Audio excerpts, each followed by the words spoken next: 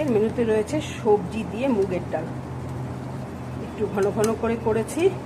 সঙ্গে রয়েছে দোকানের এরকম আলু ভাজা, কেনা আলু ভাজা, সেটা টমেটো আর কাঁচা লঙ্কা, লাল যেটা, শুকনো লঙ্কা না, কাঁচা লঙ্কা লাল যেটা, সেই লঙ্কা দিয়ে আর লাল লাল টমেটো দিয়ে কালবাউস মাছের ঝোল। এর মধ্যে ধনে আর জিরে আছে, পেঁয়াজ নেই, আদা নেই, রসুন নেই, কিছু নেই, শুধু ধনে জিরে দিয়ে টমেটো দিয়ে লঙ্কা বাটা দিয়ে কালবাউস মাছের ঝোল হচ্ছে। মাছের ঝোল একদম রেডি, ঝোল টেনে নিয়েছে, ঘন হয়ে গেছে, খেতেও খুব টেস্টি হয়েছে, কারণ আমি টেস্ট করে দেখে নিয়েছি। আমি এবার নেক্সট রান্নায় যাব। আজকে একটা নতুন আইটেম বানিয়েছি, সেটা হচ্ছে পেঁপের প্লাস্টিক চাটনি।